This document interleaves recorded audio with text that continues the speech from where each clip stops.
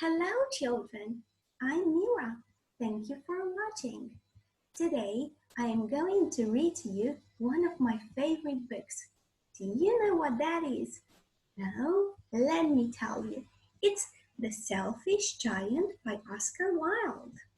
It's from Helbling Languages, and this book is selected from Helbling Young Readers, which is an exciting series of pretty readers for primary school in 5 levels printed in an easy-to-read font. The Selfish Giant is level D, which is for movers. But first, let's have a look at the picture dictionary and let's listen to the words.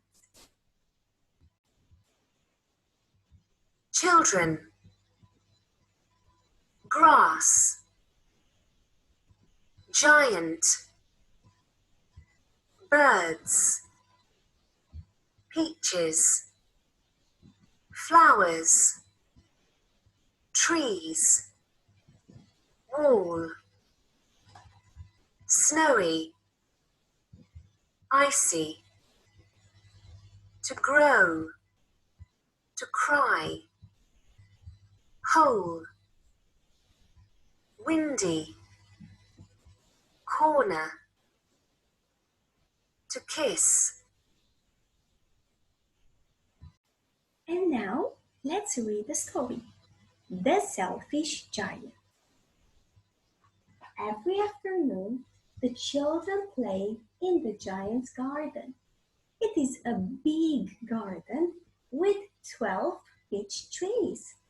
In the spring, they have lots of pink flowers, and in the summer, they have got big peaches.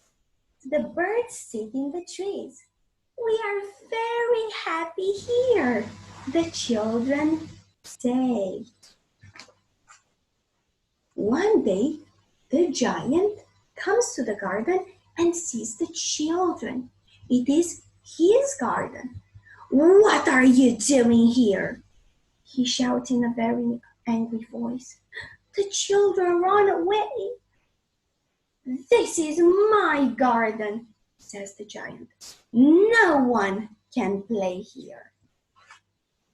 And he builds a high wall and he puts up a notice.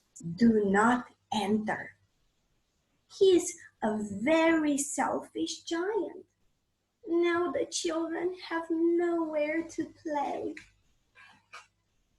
Spring comes and there are flowers and birds everywhere. But in the giant's garden, it is still winter. The birds don't want to sing because there are no children. And the flowers don't want to grow. But winter is happy. "Spring doesn't like this garden, so I can live here all year," says winter. And the giant's garden is icy and cold and snowy and windy. "I don't understand. Spring is late this year," says the giant. One morning, the giant is lying in bed and he hears music. There's a bird singing outside his window.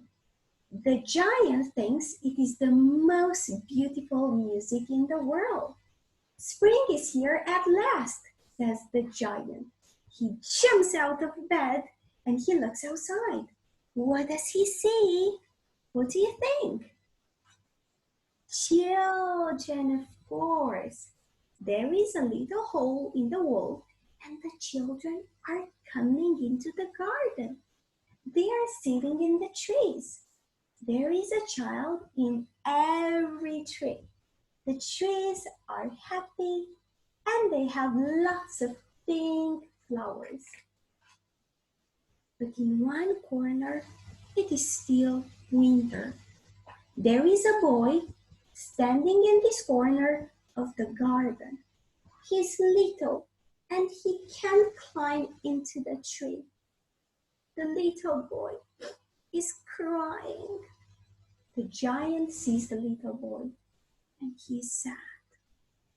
"I am selfish," he says. "I want to put the little boy in the tree My garden is the children's garden now. The giant goes into the garden. The children are afraid and they run away. The flowers fall from the trees and the birds stop singing. The little boy in the corner doesn't run away. He's crying and he doesn't see the giant. The giant walks over to him and he puts him into the tree. Now the tree has lots of pink flowers. The little boy puts his arms around the giant's neck and he kisses him. The other children see the little boy and the giant and they come back. It is your garden now, children, says the giant. Every day, the children come and play with the giant, but the little boy never comes back. The giant is kind to all the children, but he thinks of his little friend and he feels sad. The giant looks at the children in the garden. I have many beautiful flowers, he says, but the children are the most beautiful flowers of all. One winter morning, he looks out of his window. He can't believe what he sees. In the corner of the garden, there is a tree covered with flowers. The little boy is standing under the tree. The giant runs out into the garden and the little boy smiles at the giant and says, "You let me play in your garden. Today you are coming with me to my garden." Well, when the children run into the garden that afternoon, they find the giant lying under the tree. He's covered with flowers. This is the end of the story. Goodbye, children. See you next time. Remember to not be selfish anymore.